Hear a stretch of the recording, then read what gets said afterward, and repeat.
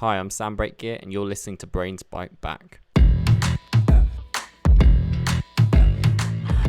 Welcome to another episode of our Most Dangerous Countries on the Internet series. Today's country probably won't come as a surprise to anyone, and I don't think this series would be complete without featuring this country. So today we're going to talk about North Korea. And to discuss this topic, I'm joined by a cybersecurity researcher at Blacktop Government Solutions in Washington, D.C., Porter Adams. And for our Weird Wide Web piece, we have news of Burning Man becoming a virtual experience for 2020.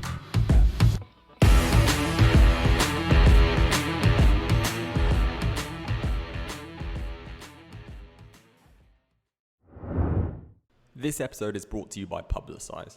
Publicize is a digital PR company that stands out from other legacy agencies. They don't charge large retainers or simply send out press releases when you have something to announce. Instead, they have a transparent and modular approach to PR that ensures you only pay for what you need.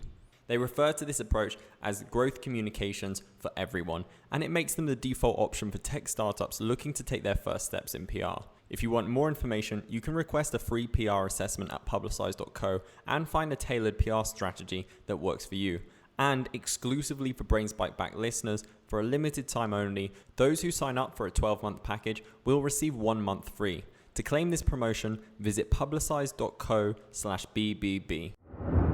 Would you be able to explain who you are and what you do in your industry? And yeah, just give us a brief summary of you. Yeah, so my name's Porter Adams. I am a cybersecurity researcher in Washington, D.C. I work for a government contractor, and I've spent a decent amount of time studying North Korean hackers, what they're up to and what they're capable of. Awesome.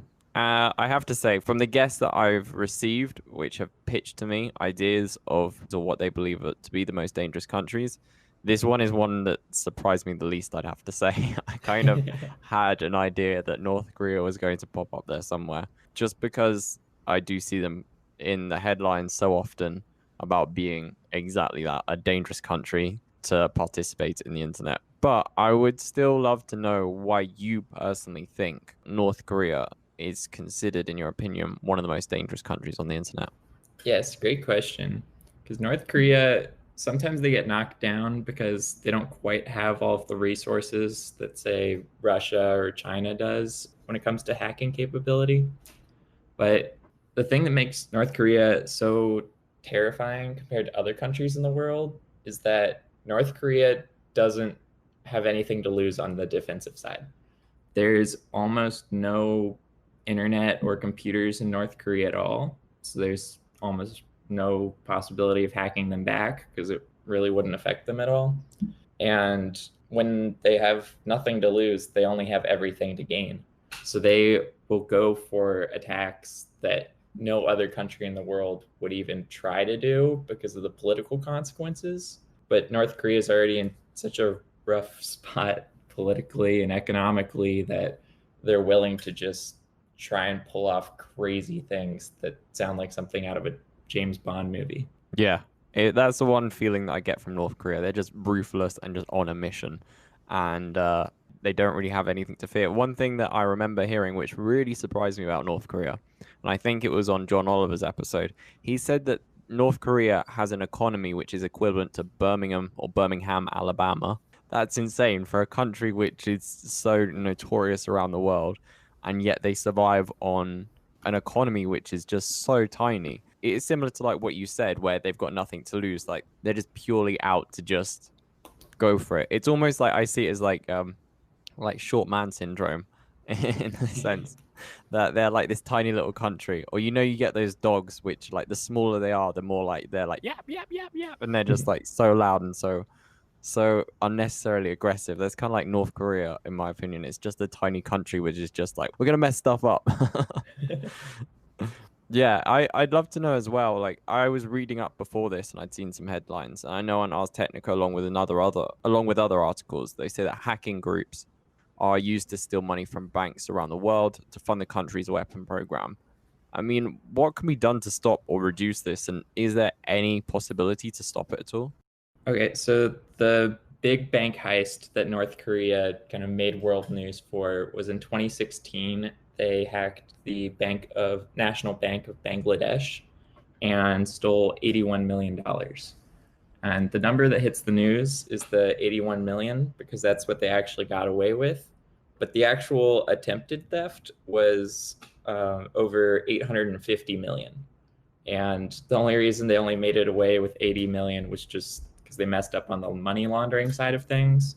But they successfully hacked away initially almost $1 billion, and most of it was recovered. But it's just crazy to try and even go for something like stealing $1 billion from another country. Yeah, that's definitely ambitious. Do you know what Bangladesh's response was to that? Bangladesh had to call in a lot of assistance and help because they weren't used to seeing an attack on that scale. From what I've heard, they had almost no security set in place. So it's all of the international banks from most of the world are on the same kind of banking system, and they're all connected together. But even though they're connected to the same network as the United States, they had very little security on their side of things. So North Korea went for the easiest target and then laundered money through the Philippines and Taiwan and Sri Lanka and a couple other places. All right. So it's not like a case of they got sewn out for Bangladesh. They were literally just like, which is the easiest country, and we're just going to go for that.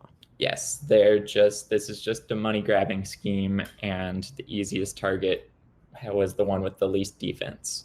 And do you know if they've made any other attempts since then, or if there's been any other cases of them doing this on such a scale since 2016? Yes, so there was actually a report, I forget from which United States agency, that over the last, I think, 3 years, North Korea has, like, if you add up all of their different bank heists and cryptocurrency robberies, they've stolen about $2 billion from the rest of the world, which is Wow. an insane number. But if you pause and think about it, like $2 billion for the US economy, I mean, it would make an impact, but it's not as game changing as it is for a country as small and as poor as North Korea. Like you mentioned, I think they only have about 25 million in their population. So their GDP is certainly nowhere near like what the United States is. So an extra $2 billion for their economy from random heists around the world is huge for them. I don't know how much you know about North Korea's kind of economy in general, but do you think that's like a huge contributor towards their economy? Like, is this, if they were to lose this, or if they were to somehow stop this, or the world wasn't able to shut them down and stop them from doing these attacks, do you think that that would be a very large chunk of their economy? Because I don't really understand or know how the rest of their economy functions and what role this plays in their economy in the grand scheme of things. I mean, I'm not an economist, but I will say I think there are already so many sanctions on North Korea from the rest of the countries in the world, and very few countries will even trade with them. Mostly their only ally is China. So it's very hard for them to do anything internationally or make like any extra income without pulling off these kinds of heists. And I think that's why they dedicate so much of their hacking resources towards anything that will make them money, is because it helps a lot to keep their regime intact. And you touched on something which I think would be really interesting to explore. I know that China is a close ally to North Korea. Are you aware of any relationship between the two countries with regards to hacking or other online activities? Well, that's interesting right now because there's some rumors in the last week or two that North Korea has been hacking Chinese VPN providers. And right now, with COVID-19 going around, everyone's working from home, including Chinese and Chinese embassies. And North Korea may have been behind attacks that are exploiting Chinese VPNs and reading what Chinese diplomats are up to. But most of the time, I think North Korea and China are on very good terms when it comes to hacking. I think China can't get away with some of the attacks that North Korea does. For example, the 2014 attack on Sony Pictures. There would just be too many consequences if China were to hack a large corporation in the United States. But when North Korea does it, it's kind of like an annoying little toddler who like kicks you in the shin, and it's like you feel bad like slapping them back because it's a child. Do you think then that there's any possibility that China would ever get North Korea to do bidding on its behalf just because North Korea has that kind of like slightly higher level of protection in the sense that it's a kid, you can't hit it? Yes, I think we'll probably never be able to know for sure whether this is happening or not, because China and North Korea are two of the best countries when it comes to hacking capability, and they certainly know how to cover their own tracks. But I don't think it's out of the realm of possibility that China would ask some North Korean hackers to assist in pulling off something that maybe China didn't want to be labeled for. Yeah, it makes sense. And I suppose there's one of the perks of having those relationships, those two together. Do you know much about what the internet is like internally with North Korea? Because you did specify and you said that there's not a huge amount of like computers and there's not a huge amount of I suppose technology to hit them back with. As far as you're aware, how is the internet used within the country and is it even accessible to the everyday folk? I'm guessing the answer is no, and if it is, there's probably just one website which is like all hail the great leader. That's pretty accurate, but it is pretty interesting how their networks work. So most of North Korea has no access to what the rest of the world knows as the internet. What North Korean citizens do have is an internal intranet, which Mm. is just a small internet only within North Korea. And that does have a couple thousand websites, and the general population's allowed to access it, but it's entirely controlled by the regime, and it's mostly used for pumping out media and news that the regime wants its citizens to know about. For the actual internet, it's only for either the very elite in North Korea or for foreign travelers who are there. Basically, nobody else has internet access. The North Korean telecom Koreolink is owned by North Korea's government, and there was for a little while a loophole where domestic citizens could make international calls and get back out onto the global internet, and they closed that loophole as soon as possible. So I think that says a lot about how the government does not want their citizens accessing the real internet. Yeah. I'd really love to just explore that intranet that they have. That I think that would be an incredible insight into their world and their society. But I'd also be interested to know if they just have like equivalents of normal things that we have, like if there's a North Korean version of Amazon, what the products you can buy. The North Koreans' internal network, Hwangmyang, which translates to bright light, so I call it the bright light network.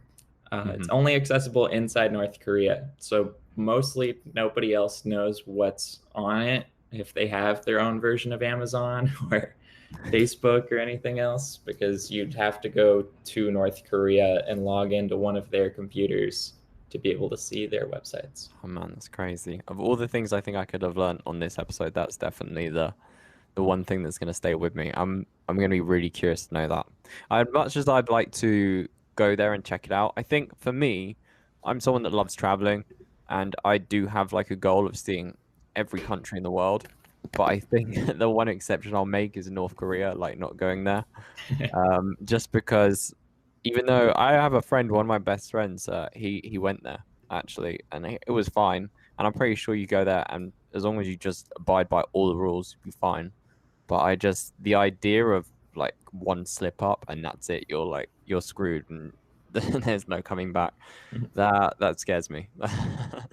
But with this offer of like the intranet, I think you've definitely incentivized me to want to see it more now. That's probably one of my greatest motivations now to go to North Korea. Not that I have an overwhelming desire still. That would be the last country on my list. Hey, if you go and figure out what's inside there, I'd love to know too. I'll share it. I'll write. I'll do a podcast on it or something. Have you ever come close to being in North Korea? No, I haven't been to East Asia actually. It is on my list of places to travel, but like you, I probably will keep North Korea off the list places I actually want to go. It's not exactly the kind of place where you're like, oh man, I've had such a stressful few months. I need a holiday. Time to take a break on those beautiful North Korean beaches. They might have nice beaches. I think I remember when Trump went there, or Trump was talking about it, he was talking about how nice it would be to develop some property on their beaches. So who knows? I don't know. Not the kind of place you'd really put your feet up at. I suppose I kind of guess where this is going, and whenever I ask my guests this about the most dangerous countries on the internet, it never seems to be too optimistic. However, I'm hoping maybe this answer might be different, but how do you foresee the digital landscape of this country changing over the next 5 years? I am worried about North Korea and their hacks over the next 5 years, that they might start to get more malicious than they have been. So far, I mean, bank heists are tough because the rest of the world loses money, but it isn't physically harming anybody. Mm. And the Sony Pictures hack was, for whatever reason they did it, they leaked some celebrity stuff, and that was embarrassing. But once again, they didn't really harm anybody or anything. Mm. I'm worried that in the upcoming years, cyber attacks will start to get more malicious and more just intentionally damaging. So, one thing that struck me when I was reading about the history of North Korea's hacks was in 2018, they attacked Ontario's Metrolinx, which is the company running their metro. Mm-hmm. And they didn't do anything harmful. They just kind of broke in and then stopped. And a lot of people theorized that they were testing their capabilities to see what would it be like to try and hack into some other country's public transportation system. And they haven't pulled anything off afterwards, and we aren't quite sure why they did that one thing, but it would be very scary if they were to try to, say, take down more metro systems or subways or anything else in the rest of the world. So when you say like take down these metro systems, do you mean in a sense of it shuts down, they all stop working? Or do you mean that like they could potentially like use them in a very damaging, almost like terrorist-like way, like have trains or whatever collide with one another or something, like mess with stop signs or something like that? I hope that there are enough defenses in place to limit it to just either like stoplights stop working or the metro doesn't run for a day. I hope that there's enough protections in place to make sure that that's the worst that can happen. But were North Korea to take full control of these networks and full control of these systems, then they could do anything that a normal metro or control system could do. Oh yeah, that's scary. I suppose the one reassuring thing is if their motivation is money, then it doesn't necessarily make sense for them to cause absolute carnage immediately. I suppose it would be a case of like, look what we can do, pay us or we're going to do it, rather than a case of, you know what, let's just like screw this country over and smash loads of stuff or blow up some stuff. Yes. Even in the 2014 Sony Pictures hack, they're included in the initial threat. They blackmailed Sony Pictures and asked for money from them to not release anything or any of the embarrassing details. So even that one was financially motivated, or at least they're hoping to make some money out of it. So hopefully North Korea sticks to their mostly harmless money-making attacks. Yeah, let's hope. Out of curiosity, in North Korea's side, you've obviously probably worked on some interesting stuff. Some of it you can share, hopefully, and some of it you probably can't share. But in your line of work and given all the things that you've worked on, are there any interesting stories or any interesting things generally when it comes to the work you do that you'd be able to share with us? That'd be really interesting. I bet you got some stories. I don't know if I have any stories about North Korea that I can share. Or just generally about other countries or just other like interesting stories from your line of work which you've experienced, like North Korea side, even if it's a different country, a different kind of attack or some kind of attack you thought was pretty unique, or just even a story that you thought was funny and that's like, oh, that's a stupid hack. Sorry to put you on the spot. You're good. You're good. I mean, I guess I will add. So when North Korea tried to steal all of that money from Bangladesh's bank, part of the reason they didn't get away with all 850 million was because of just silly little typos and basic mistakes. So forget the exact wording. I think they sent money out to I forget the exact name, but I believe from the Bank of Bangladesh, they laundered money through fake companies in different parts of the world and tried to get them back, all that money back into North Korea eventually. Some of that money, I believe like $20 million, was sent through Germany and then was supposed to go to some foundation. But they spelled foundation Fan-dation, like foundation. And so, aside from the fact that if you try and look it up, like there's no company named this, it was like a fake company in the first place. The German bank was pretty suspicious because they like saw this misspelling, and usually if you're wiring $20 million, you're not going to misspell the name of the company that you're trying to give it to.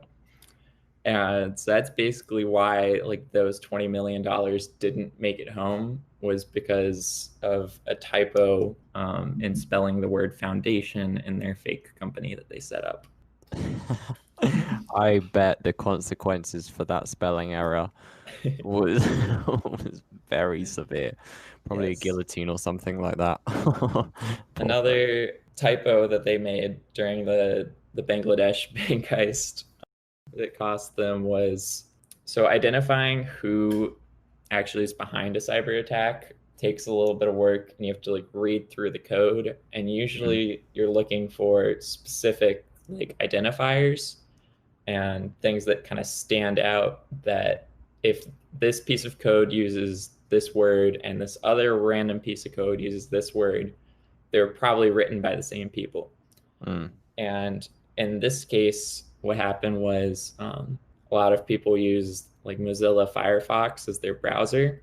And so when they access the internet, it says Mozilla, so that websites know like what information to send back so that the browser can read it. Mm-hmm. But North Korea misspelled Mozilla and wrote Mozillar, because like there's no browser named Mozillar. So it's very obvious that they're manipulating it to make it look like a browser is named Mozilla.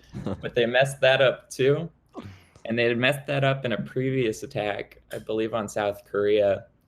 And so because two different pieces of software used Mozillar across like a different year, it was pretty easy to trace back that it was North Korea behind the Bangladesh bank attack, because nobody else would misspell Mozilla as Mozillar twice, which is a really bizarre spelling mistake.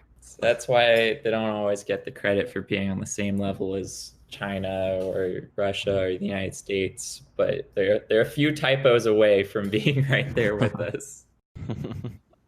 It's hilarious how they have the intelligence and the ability to do all of this, to wire the money, to hack banks, to do all these things, and yet when it comes to something as simple as just spelling something, and that's where they slip up. That's the big thing that catches them up. That's the, I suppose, wrench in the works. Like the problem child in the class, throwing fits. Porter, this has been really awesome. Honestly, like that, I've learned so many small things which I didn't think that I didn't even think about. And even though North Korea was a country which I kind of assumed I would have covered on this, I'm glad I did, because yeah, you've definitely taught me a lot on this. If people want to follow you or keep up with what you're doing, do you have like a website or social media? Yes, on Twitter, I'm at Privacy Porter. Cool. Well, thank you so much for today. And yeah, I've enjoyed it. Cheers, Porter. Thank you so much for having me. Once again, thank you to our sponsor, Publicize. If you want to find out more about their PR packages, the free resources they have available, or receive a free PR assessment, you can visit their website. And for a limited time only, Brains Bite Back listeners will receive 1 month free with a 12-month package at publicize.co/BBB. Weird Wide Web.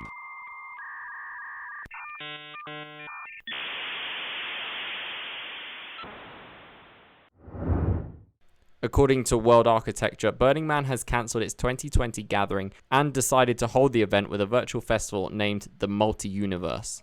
After much listening, discussion, and careful consideration, we have made the difficult decision not to build BlackRock City in 2020, given the painful reality of COVID-19, one of the greatest global challenges of our lifetimes.